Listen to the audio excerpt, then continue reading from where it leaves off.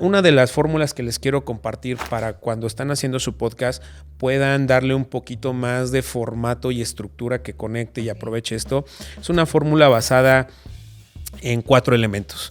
El primer elemento es, la fórmula es la ISTC y nos habla de 4 elementos que representa cada una de sus iniciales. La I nos habla de una integración, ¿no? Que es, debes de tener una integración o integrar como el contenido en una introducción.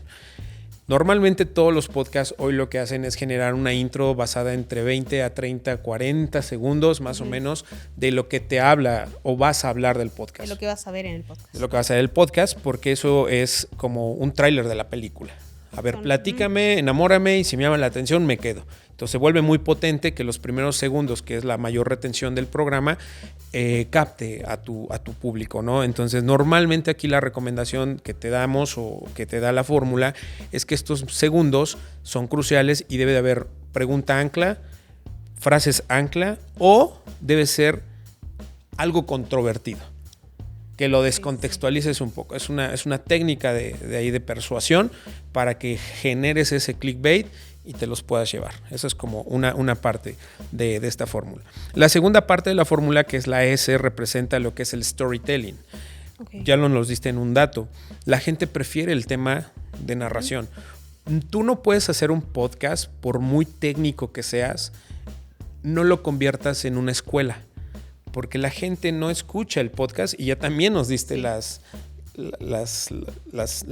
O sea, a pesar de que si era como 40% de las personas lo usan para educarse, no quiere decir que el formato que prefieran sea la educación de escuela de un pizarrón o una lectura y eso es lo que es, sino que también se prefiere de manera conversacional.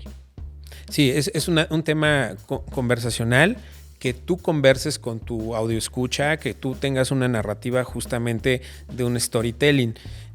Historias, a todos nos gustan que nos cuenten historias, pero también en esta parte de la narrativa o del storytelling debes de darlo desde 3 perspectivas. Desde la perspectiva de vida del que está al micrófono, por eso luego nosotros contamos, yo trabajé en una agencia, yo lo hice así, fíjate, yo ayer fui a la Fórmula 1.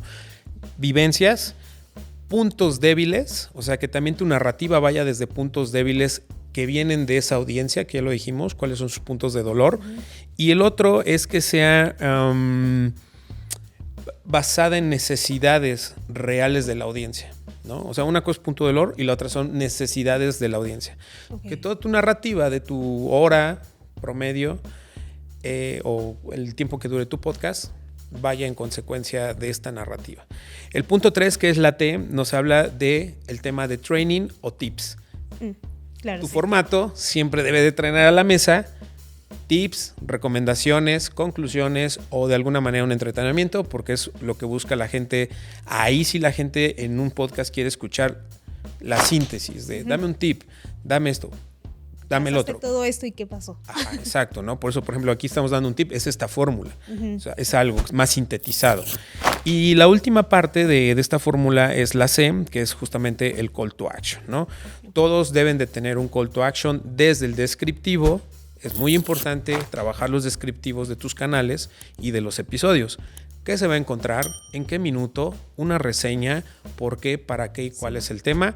Y dentro del formato del podcast, invitar a un call to action, ¿no? Sí. Esos son como los elementos que debe tener tu podcast usando esta fórmula con estos elementos y te puede dar una mejor estructura de cómo llevar tu podcast.